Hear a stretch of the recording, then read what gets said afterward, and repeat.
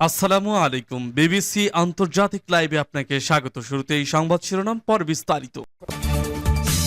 পুরোদমে ইসরায়েল, ফিলিস্তিন, Iran, Hezbollah যুদ্ধ চলছে। জানিয়ে দিব আমাদের হাতে থাকা সর্বশেষ গুরুত্বপূর্ণ আপডেট। আন্তর্জাতিক সংবাদ, আবার ছুরিকাচির নিচে যেতে হচ্ছে নেতানিয়াহুকে।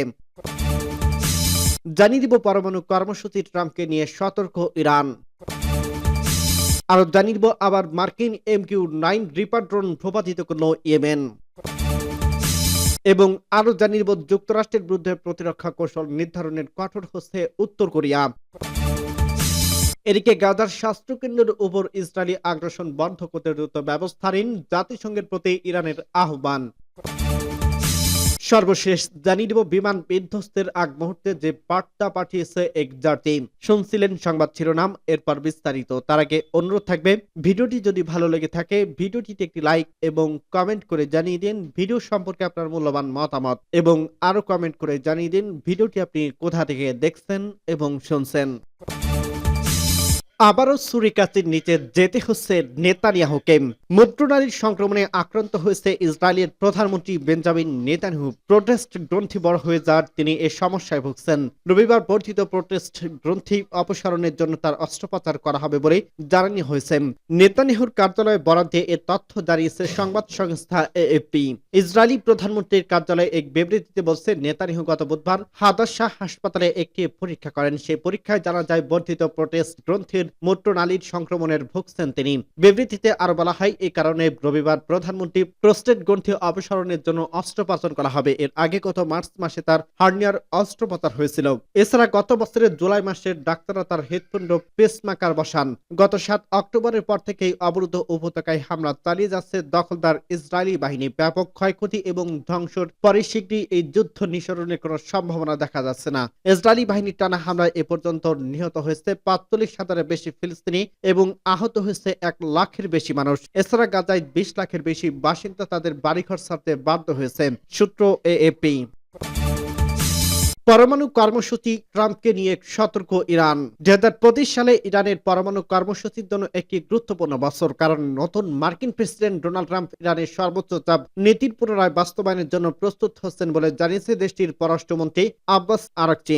শনিবার 28 ডিসেম্বর বেইজিং এর সাংবাদিকদের সঙ্গে কথা বলার সময় তিনি এসব কথা বলেন। খবর আল আরাবিয়ার। 2018 সালে ট্রাম্পের তার পূর্বসূরি বারাক ওবামা 2015 সালে চুক্তি থেকে সরে আসেন, যেখানে ইরান ইউরেনিয়াম সমৃদ্ধ সীমিত করার জন্য সম্মত হয়েছিল, যা পারমাণবিক অস্ত্রের উৎপাদন তৈরি করতে পারে, এবং তার বদলে মার্কিন এবং জাতিসংঘের অর্থনৈতিক নিষেধাজ্ঞা শিথিল করা হয়েছিল। ইরানের পররাষ্ট্রমন্ত্রী ইরানের রাষ্ট্রীয় টিভির মাধ্যমে যে বক্তব্যটি সম্প্রচারিত হয়েছিল তাতে তিনি উল্লেখ করেন যে তিনি চীনের তার সহকর্মীর সঙ্গে এ বিষয় নিয়ে আলোচনা করছেন। তবে তিনি ট্রাম্পের নাম উল্লেখ করেননি কিংবা কিভাবে এই বছরটি গুরুত্বপূর্ণ হতে পারে তা স্পষ্ট করেননি। ইরানি নেতাদের প্রধান উদ্যোগ হতে পারে যে ট্রাম্প ইসরায়েলি প্রধানমন্ত্রী বেঞ্জামিন নেতানিয়াহুকে ইরানের পরমাণু স্থাপনাগুলোতে আক্রমণ করার ক্ষমতা দিতে পারেন। একই সঙ্গে ইরানের গুরুত্বপূর্ণ তেল শিল্পে মার্কিন নিষেধাজ্ঞা আরো কঠোর করতে পারেন। শনিবার ইরানি রিয়ালের বিপরীতে ডলার নতুন সর্বকালের সর্বনিম্ন পর্যায়ে পৌঁছেছে, যা ট্রাম্পের 20 জানুয়ারি হোয়াইট হাউসে আক্রমণ নিয়ে অনিশ্চয়তার মধ্যে পড়ছে।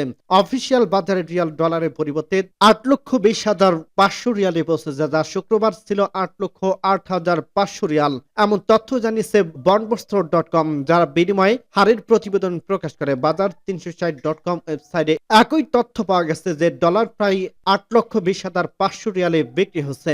এছাড়া আনুষ্ঠানিকভাবে ইরানের মুদ্রাস্ফীতি প্রায় 35% বলে জানানো হয়েছে। ইরানি যাদের সঞ্চয় রক্ষা করতে চাচ্ছেন তারা ডলার, অন্যান্য শক্তিশালী মুদ্রা, সোনা বা ক্রিপ্টোকারেন্সি ক্রয় করছেন, এবং রিয়াল নভেম্বরের ট্রাম্প নির্বাচিত হওয়ার পর থেকে মোট 18% কমে গেছে। আবারও মার্কিন MQ-9 রিপার ড্রোন ভূপাতিত করল ইয়েমেন।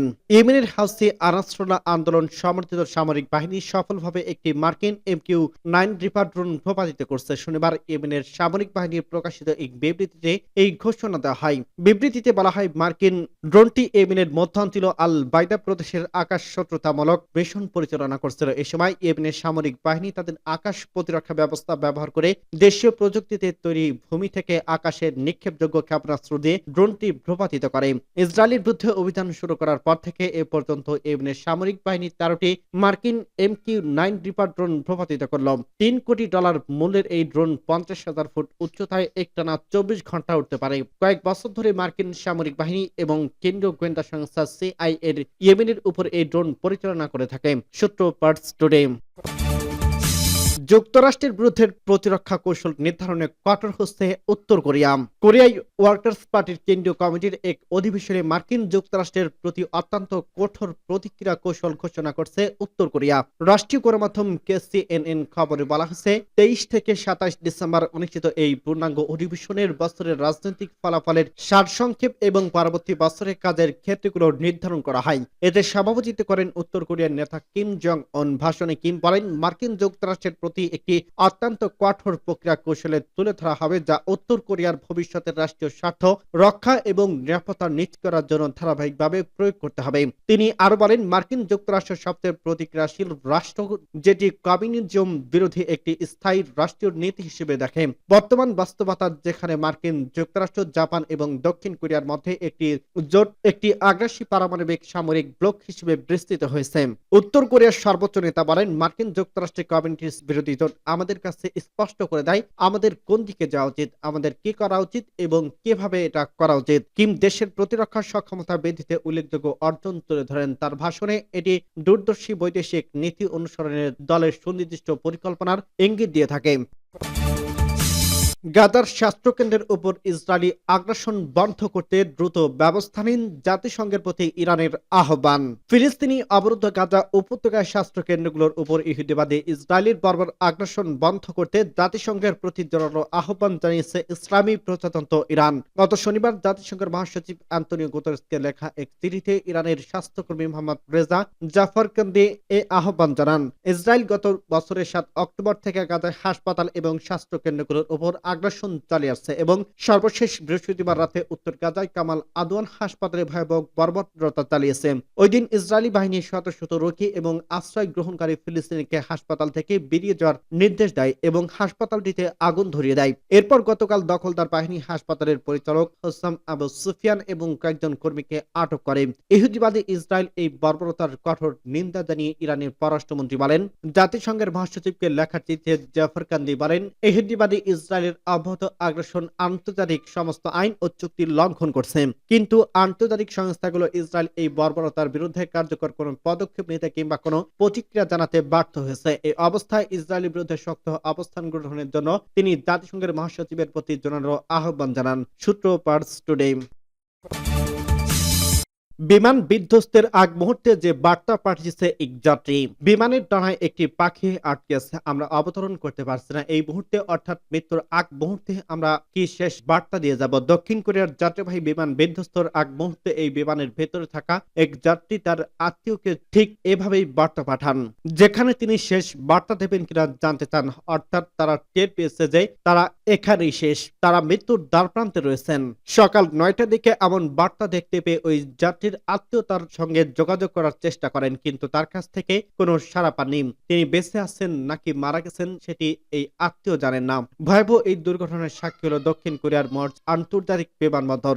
জেনু এয়ারের বিমানটি সেখানে 181 জন আরোহী নিয়ে বিধ্বস্ত হয়, যাদের মধ্যে 2 জনকে জীবিত উদ্ধার করে হাসপাতালে পাঠানো হয়েছে। স্থানীয় দমকল বাহিনীর ধারণা উড়োজাহাজটির এই 2 জন ছাড়া 179 জনের কেউ বেঁচে নেই। উড়োজাহাজটি থাইল্যান্ড থেকে যাত্রা করে এখানে এসে দক্ষিণ কোরিয়ায় অবতরণ করতে যাচ্ছিল। বিমানটি স্থানীয় সময় সকাল 9টার একটু পর ল্যান্ডিং করতে গিয়ে গিয়ার ছাড়া ক্রাশ ল্যান্ডিং করে। এরপর এটি রানওয়ে থেকে ছিটকে গিয়ে পাশের নিরাপত্তা বেষ্টনীকে আঘাত করে। এর সঙ্গে সঙ্গে বিমানটি বিস্ফোরণে ঘটে এবং আগুন ধরে যায়। ফায়ার সার্ভিসের কর্মীরা 9:50 দিকে আগুন নিয়ন্ত্রণ আনতে সক্ষম হয়। মুয়ান ফায়ার বিভাগের প্রধান রি জুং হুং জানিয়েছে, তাদের ধারণা পাখির আঘাতে অথবা খারাপ আবহাওয়ার কারণে হয়তো বিমানটি বিধ্বস্ত হয়েছে।